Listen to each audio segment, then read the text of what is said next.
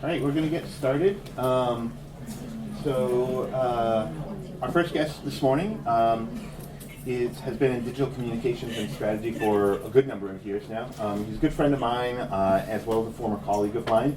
We worked together years ago, early 2000s, I want to say, at Oxfam. Oxfam America, where he launched, was in digital communications and launched Oxfam's first, and really the first NGO social media presence. He has a really unique mix of nonprofit, for-profit, and government experience in digital communication strategy. He has led digital communications teams for Oxfam, for the Obama 08 campaign, for the state of New York, as well as for WeWork. And more recently has launched his own digital strategy and communications firm called Fullerton Strategies. And most recently is a founder of White Dudes for Harris, as well as Find Out Media and Find Out Podcast. Please welcome my good friend, and I bitterly say former, colleague, Tim Fullerton. Thanks, Jeff. Thanks, everybody. I'm probably the most partisan speaker you'll hear at this, and I hope that's okay for this audience. But like Jeff said, I've been in digital media for a long time, and also I would say Jeff was actually very instrumental in all of the digital stuff we did at Oxfam early on, and was a big supporter of what we do. So you're speaking next? 150. 150. So yes. If you have chance to go check out his presentation, you should definitely do that as well. This whole session is basically meant to show you some different ways to use digital tools that are not the traditional ones, like posting on social media and doing things like that. It's really looking at some of the newer and different approaches to using digital now that basically we're kind of at full adoption at this point. There was a long time where you could be on the leading edge of things, but pretty much everything has caught up at this point. So we're going to use my new media company as an example. Look at you already. Tile, get rid of that. Did you have someone at Oxfam call to do that?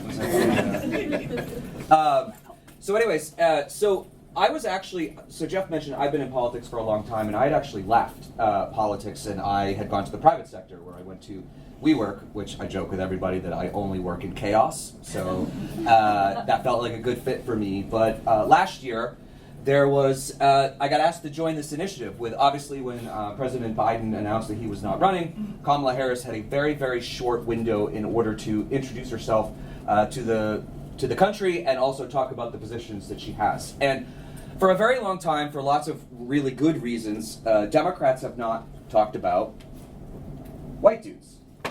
Mainly because, let's be honest, they are the most privileged group, and so creating stuff that is geared to them doesn't really fit with what the Democratic brand is all about as far as being inclusive and lifting all people up. So in a way, it was kind of a miss that we went a long time without actually engaging with white men and telling them why they should be Democrats. And so a bunch of us started this thing, and I'll be honest, when we first did it, we were like, are we going to get canceled for this? Is this going to seem like a really bad idea?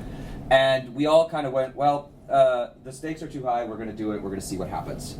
And so through the 3 months that we did it, we did this big online fundraiser for Kamala, in which we had Jeff Bridges, the actual dude, came, which was amazing, and a lot of other very well-known people. We did this call at night and raised $6 million for the campaign. We had about 225,000 people on this call one night, which was wild, and it's still online if you want to go check it out.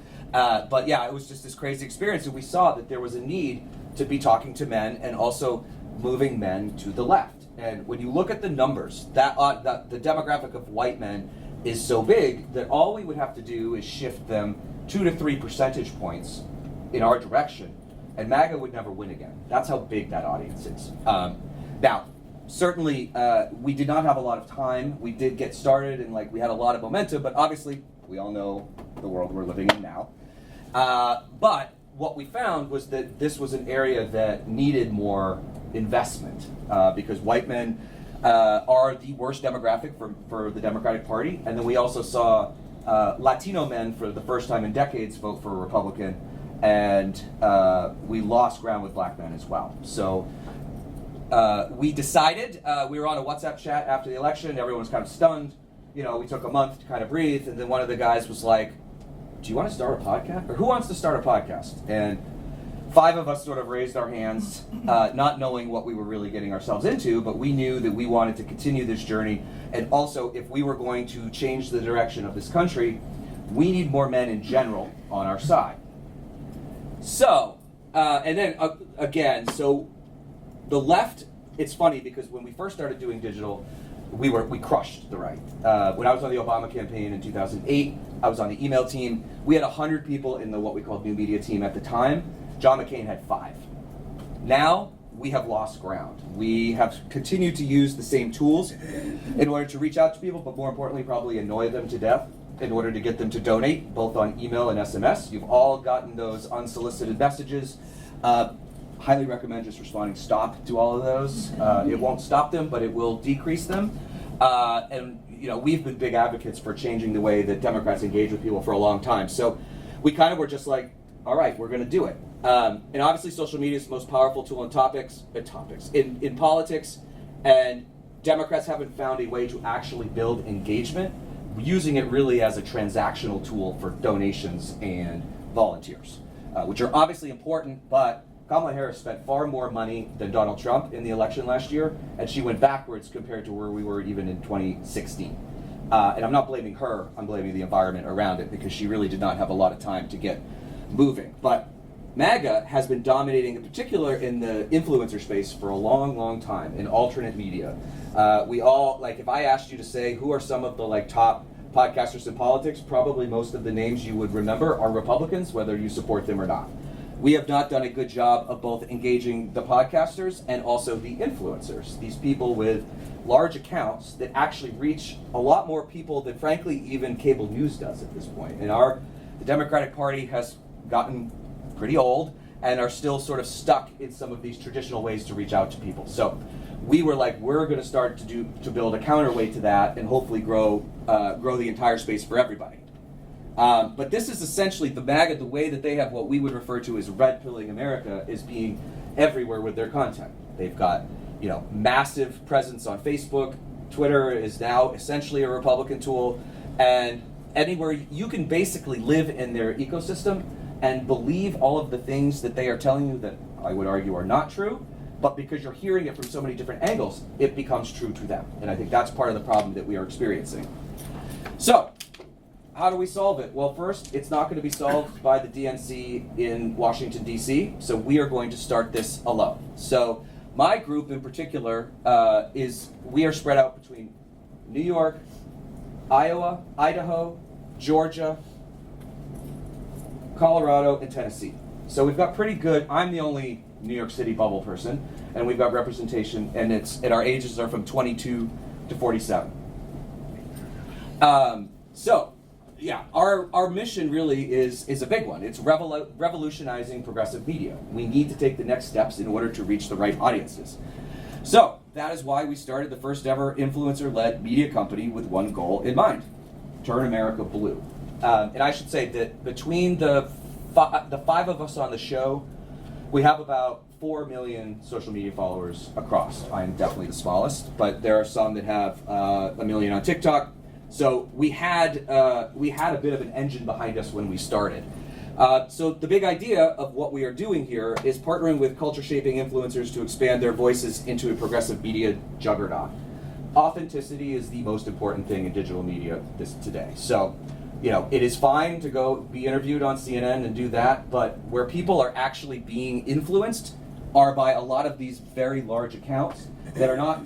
They're not DNC, they're not rep by anybody, they're literally just people who have to be very good at communicating into their phone, which is a really hard thing to do. But our idea was, well, if we invest in them and build them up, we can build bigger and bigger ecosystems, bring more people along, and then hopefully start to combat what we would feel is the misinformation that's coming from the right. And then this is just another question about why they would work with us, because a lot of these guys are like, I've got 5 million on TikTok and I'm making thousands of dollars a month. What do I need you for? And the answer is, one, TikTok in the last few months has seen a massive decrease in organic reach for large influencers, and particularly on the left. They are about to be acquired by Larry Ellison and his son, and they are very much not on our side. And unfortunately, we have been seeing drops. So influencers are basically, they make all their money and have to play by the algorithm's rules. So at any one day, like somebody could come in and change the algorithm, and their reach goes from millions to thousands. And we're seeing that right now. So our proposal is to develop long-form content for them to go along with their short-form content. Podcasts are one of the hardest things to do in digital media. And in fact, before I even did this job, like I've been in digital media since 2005, I had never had a podcast, or I had never worked on podcasts. I didn't know how they worked because they're so difficult. But if you can get them to a certain size, they can generate a lot more money than you will get on the social media platforms, and you'll get a lot more reach. And it's much more sustainable. So that's how we sort of were like, we are going to build the infrastructure, because we've already done it for our show, which we'll talk about in a second, and we're going to replicate that across various different influencers. And then why us? Well, so we launched this podcast in February. A few weeks after President Trump was sworn into office. This is when he was essentially had stopped funding the entire government, which luckily the courts overturned, but it was a really, really dark moment for people on the left. So we kind of launched at the right time, but we really didn't have a plan. We were just like, we're going to get on and talk about this. And it's really funny, the first weekend that we launched, I was with some friends, college friends in Austin, Texas, and I'd had a couple of drinks, and I looked at the analytics, and the numbers were like off the charts. And I was like literally like doing the eye rubbing and refreshing, because we actually ended up in the top 30 podcasts across the United States for that week. We hit number 29 with our very first episode, which was crazy. We were ahead of all of these right-wing shows like Ben Shapiro and Matt Walsh and Charlie Kirk and others. We beat them that week with just our very, very first show. We beat Candace Owens as well and Steve Bannon. And we actually got noticed by the largest talent agency in the world, William Morris Endeavor, and actually signed with them, which was crazy. This was all after one episode. But it's all because of this, because we had the megaphone in order to broadcast it out to enough people to drive those audiences. And even though these guys are watching 1 to 3 minute clips, we got a good number of them over to watch something that was about an hour. It also doesn't hurt that we actually just have this natural rapport with each other. Like, people ask us what we're like off the show, and it's like, it's literally the same thing. And actually, this guy who is an actual Nazi hunter is always yelling at us about hitting record because we're wasting good stuff just jabbering on the background. But we all come from very different backgrounds. Like I said, Idaho, he's in Westchester, I'm in Brooklyn, Atlanta, and Iowa sort of gives us a wide breadth and a wide range and a bunch of different people. We're also very much we have 2 former Republicans, and then he is probably to the most left. So we kind of represent the entire Democratic Party. And we did this with no budget, 1 part-time editor, and 0 ad spend. This was completely organic. And like I said, because of the $3 million, we were also very fortunate that we found an editor who was actually trying to get into the political space and is doing it for an absurdly low amount of money. So it didn't really take much for us. I think he was charging us like $200 to edit the episode, which was crazy. So we didn't. There was no risk other than, are we sure we're doing the right thing here? So since we launched, obviously, I joked that weekend that I think we accidentally started a company, and so we jumped into it. And let's see, what did I say on this one? Yeah, I mean, again, it's just like our unique advantage is that we've already proven the model, right? We did it with our one show, and now as we start to build other shows, we're at an added advantage because we're also building audience for the shows as well, and so we're actually much bigger than we were. I think that was 3 million. We're at 4 million now. So we're getting bigger and bigger.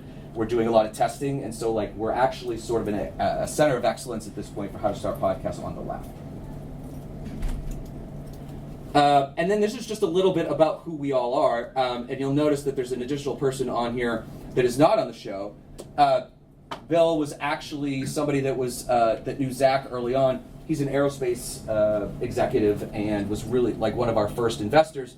And we realized early on, in order to keep the dynamics in place, we wanted to have an actual professional CEO running the company so that nobody was put on top of somebody else, that we could remain equal across the board. So he's been in aerospace for a long time. Zach is a marketing exec. you've heard all about me. And then Chris was a sergeant in the Army, did a tour in Iraq, actually was a Ron Paul Republican before he went to Iraq, and then Iraq actually pushed him to the left after he was right in the front lines of a lot of stuff. And then he has spent the last 15, 20 years actually hunting Nazis in the United States. Proud Boys, Oath Keepers, those types. He and other veterans work to infiltrate their groups because, let's be honest, he looks like he could be one. So, and he will say that, I'm not generalizing, but so, and they go in and then they collect intel and hand it off to the FBI and the law enforcement. So we have a lot of varying experience, which also, yes? How did you learn what you needed to know about podcasting though? Like, where was that knowledge coming from? Guessing. Really? Was it guessing? Or Well, I had did you had have a... advisors, or like, did you know people? No. Oh. No, so I had done a small podcast. I think I said I hadn't done one before. I did a small one for my business about 6 months before.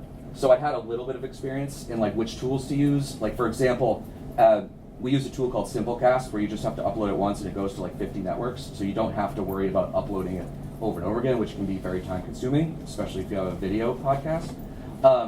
But I've been in digital for 20 years, so like a lot of it's like kind of like you can get a good sense of what works and what doesn't.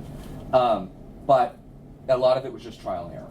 And you're doing video as well? Correct. Okay. Yeah, we did video from the beginning, so we use a tool called Riverside, which does video and audio, and it's all cloud-based, and actually uploads HD video, but while you're streaming, it does a slower or a lower res version, so it's not buffering. So it's actually a really good tool to use online. It's very, very easy. And also, I would recommend doing video for any podcast moving forward. Yeah, so the other thing is, if just telling people policies and data worked, we wouldn't have this problem. So yes, our show is uniquely political, but we understand that a lot of what the right has done is actually use culture to pull people to the right. And Democrats need to do the exact same thing. So while our show sort of sits in the middle, we realize that we need to fuse politics with culture in order to pull people to our side, because we are so polarized at this point that if I told someone that even if they'd only voted for Donald Trump in 2016, that I was a Democrat, that person is already discounting what I'm saying. So we need to find different ways to pull people in, and that's where the culture piece comes in. So our mission is to naturally fuse politics with culture, creating an organic ecosystem built to turn America blue. So we focus on this a lot and figuring out where our shows are going to be. Obviously, we've got one here, and then we are working on, and I'll tell you about them in a second, some shows that are actually 90% culture with like a little bit of politics. So think of it a little bit like, everyone's like, we need a Joe Rogan of the left, which drives me crazy. We don't. But if you think about his show's not political in nature. They talk about space and drugs and conspiracies and all this stuff. And he's like 10% politics. And I think that's why he has a lot of young listeners. So we have to do the same thing in the reverse. So these are the sort of areas that we are looking at. So if you're trying to recruit men of all ages, like what are the best types of content? Fitness, lifestyle, sports, gaming, all of these naturally are not political at all. But there are people in these spaces who happen to be on the left, but they have built their audiences. Like there's a guy called Scotty K Fitness who's got several million people on Instagram. But he's like a liberal, we know that, but he doesn't say that much about it. But if we can develop shows for them where people come along with them, and then maybe there's a little mention of how the Republicans did the shutdown or how they want to take healthcare away from people, just little asides here and there is a much better way to start moving people slowly over time. And then we have had help, like that's a good question. So since we started, we've actually have 3 partnerships that's really helping us. So first is our talent agent, WME. They helped us get this advertising partner, which I'll talk about in a second. They're also working with us to do live shows, because actually if you, podcasting live shows actually is a fairly lucrative thing if you get a big enough audience. They are also helping connect us to some talent on their roster on the entertainment side, because we're trying to fuse these things as well. And it's their digital division, so they've done podcasts, so they are helpful in that. And then Studio 71 is a ad partner that is going to bring advertisers into our show. So we are now going to be monetizing the audio and our Substack newsletter, I believe, with the Studio 71 partner. So that's probably, if you listen to big podcasts, you hear that, they say we'll be right back. They play like 30 seconds, 60 seconds. That's the type of stuff that we'll be doing. And then Genera is an AI company that actually was started by one of my friends and colleagues on the Obama campaign that is building tools that you can actually go down to the local level to get data on how Republican and Democratic policies are helping or hurting Americans. So yeah, doing this alone is not advisable. The great thing is that we already have this, so as we're talking to people about doing additional shows in our network, we're already monetized from day one. And one of the hardest things to do with a podcast is monetize. You need to have thousands of downloads every month in order to do that, and it can be a long road to get to that level. So if you're joining a network where you get access to our agents and you get access to the ad sales, but we also get the network effect of being with us, and that 4 million social followers will also help to promote their shows as well. We'll have them on our show, we'll push it on social. So there's a lot of benefits of coming with us, because the ones that are on the left right now are very disparate and they're very separate. And there's two other networks. There's Crooked Media, which is the bros from the White House, Pod Save America, and Midas Touch. There's only two. So we are a very specific, different one, but on the right, there's like 50 of them.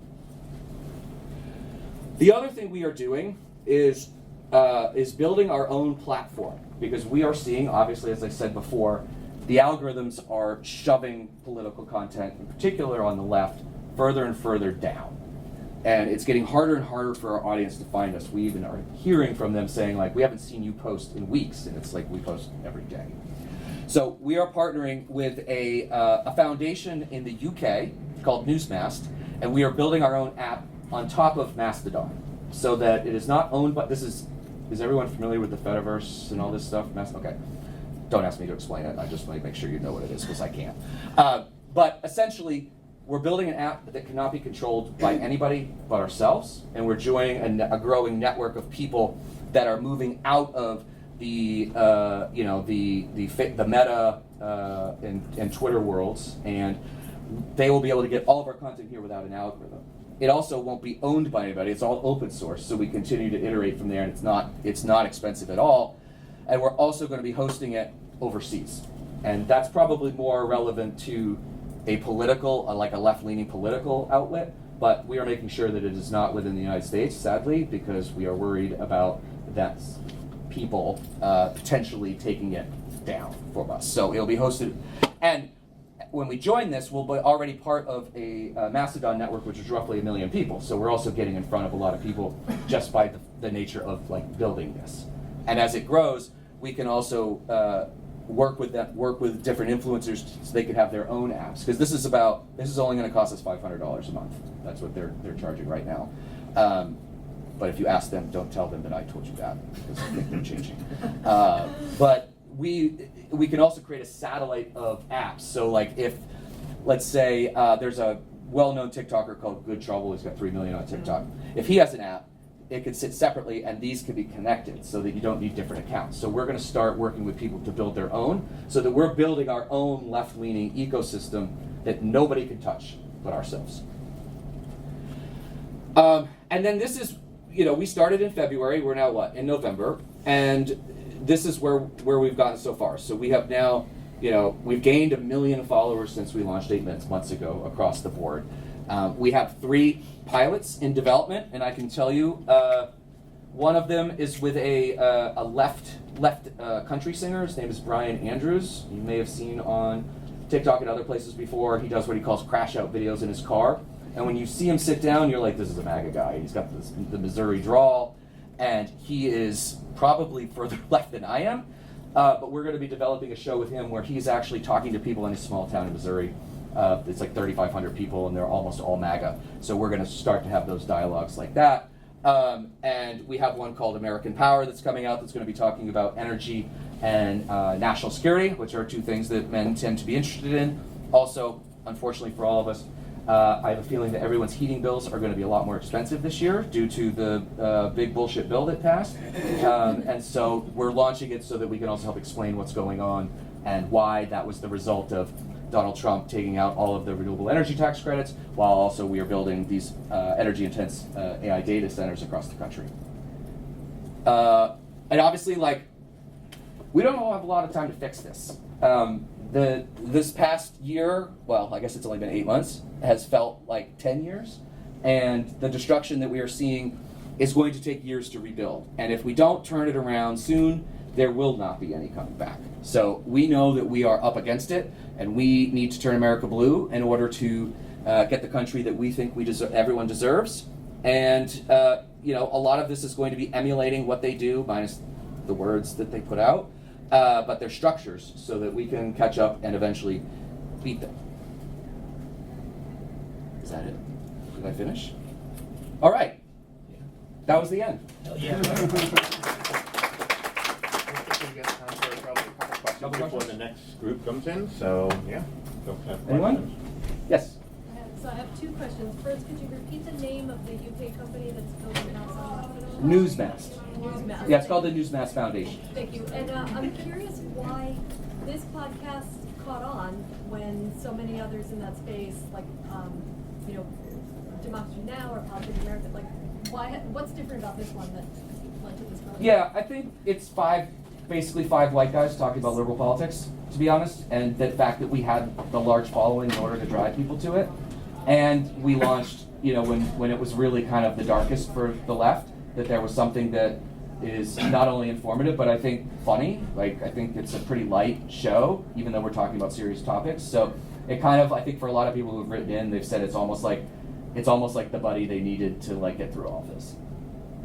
And I think that was like, you saw the glimpses of that with White Dudes for Harris, Right. where there's clearly, as somebody who hasn't been a part of this, but has sort of been watching, when I started seeing that come out, it's like a breath of fresh air, because there's all this conversation about white dudes and their anger and all this, and here's a group of people like me, who sound like me, who talk like me, who actually believe the things that I do, and it's like, where have we all been hiding? Yes? When you go target influencers too in the other verticals, are you paying them one-time fees, or you bring them on contracts for extended period of time? Yeah, so we're still working through some of that, but it will essentially be, it's a rev share. So essentially it's like, we're gonna do all the back end, all the heavy lifting for you. You have to bring yourself and your followers, and then we will split the revenue money and all that. We are trying to get to 50-50 because we think that's fair, and a lot of the other networks are very bad at that, and the influencers don't get much, but we're trying to very much make this a partnership. So. Quick follow-up. Sorry? Quick follow-up. Yeah. They're probably going to be posting those videos to social, right? So how are you calculating rev share on social, or are you? So we are going to be counting it on YouTube and on the audio components. I don't think we're going to do the social. That'll be totally up to them, and that'll be on their own. Okay. Yeah. Yes. I think we're all loving this. Like, we're Oh, loving good. the news. But one thing, as you were talking, I was thinking a lot about is the ecosystem, basically. So I wanted to hear your thoughts on, like, just partnering. Like, I feel like we need a cabal. We need, like, Yeah. you know, we need like a very strong network, as Yeah. Fox has done, and it Yeah. trickles down. And it's like, how are you guys thinking about that? Like, So- like gathering up with PodSave or Yes, you know, and like. to be clear, our mantra is impact first, revenue second. We are here to solve this problem. Yes, it would be great if we get bought someday down the line for all kinds of money, and then I don't have to worry about this anymore, but we're doing this, we all have kids, except for one, and we are doing, like, we want to do whatever we can to make sure that we win. So we have started to work with a bunch of different groups that are kind of naturally coalescing around each other.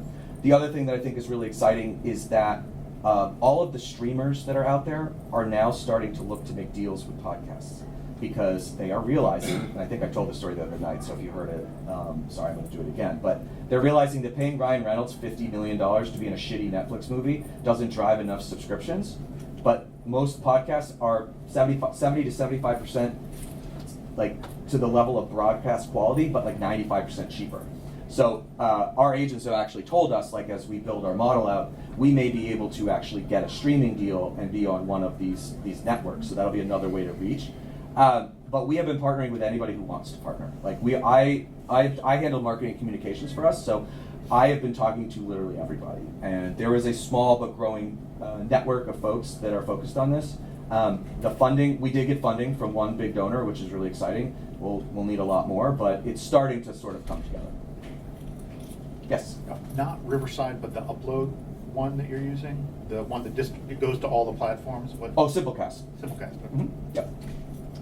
I'm curious how much you would attribute the success of your podcast to like meeting men where they're at, whether it's in the influencer space or in podcasts versus the actual content of your podcast and your messaging strategy, and if there's any insights from that you think the rest of the progressive or democratic ecosystem can learn from. I think it's a little bit of both. A good example is we interviewed Graham Plattner the other day, who is the Maine Senate candidate that's the oyster farm. I'm from Maine, so I was excited to do this. But he has run into a lot of trouble recently due to a tattoo that he got 18 years ago that very much resembles one that many of the SS officers had in World War II. And it's really split the Democratic Party. And it's a really difficult one, because you think if someone's got a Nazi tattoo, they're a Nazi. And we did, and because we have a Nazi hunter and because I know the part of the state he's from, we still agreed to interview him, though we did hit him pretty hard on when he knew and everything and made him explain it.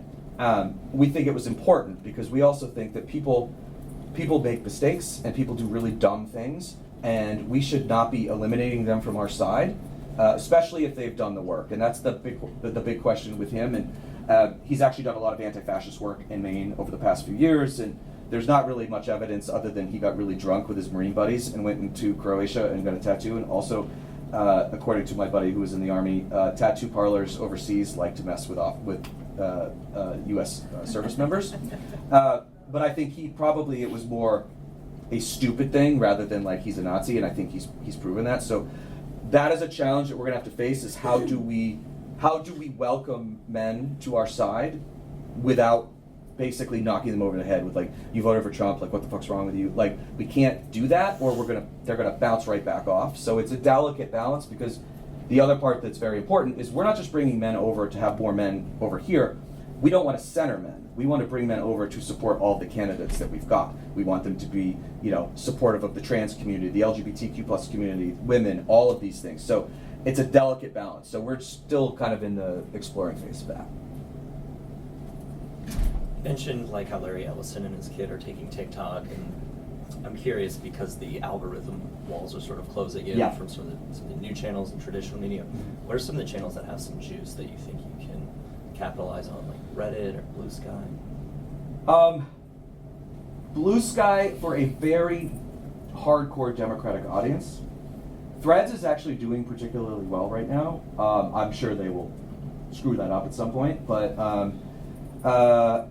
and Instagram and Facebook, weirdly enough, they did this for Trump, but it's actually working for us too. They've actually allowing more political content, so we've been pushing more to those channels, which is weird because that was like 10 years ago, but now it's starting to work. Like, I actually made more money on Facebook last month with 2,800 followers than I did with TikTok with 100,000 followers.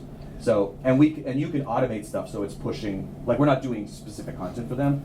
I heard I heard a little spiel from Tumblr is coming back, and I think the Fediverse stuff is important. It's still very nascent. The barrier to entry is still too high, but on the side with the algorithms, it's really, really tough, and that's why we want to create our own platform so that our audience can get that stuff without it being hidden.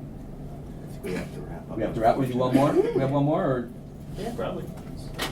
Yeah. no? Go for it. So I know there's more focus on like white men for the majority, but would you guys eventually diversify? Because you were saying like for instance black and also Yes. Latino voters. Yes, we are. So White Dudes was obviously focused on white dudes. Find Out, and I realized I didn't even say the name of the podcast, which is hilarious. Find Out Podcast is the name of the podcast. We're focused on everybody. We are with our host, we are looking to diversify as well. And we try to have on our show all types of voices and backgrounds to make sure that we're amplifying their voices as well. But yes, it is something that we need to focus on as well, because we need to get the numbers all back to where they were for Latino and black men, and then move the white men number up as well. Great. Well, I'll be around if anyone has any other questions, but thank you very much for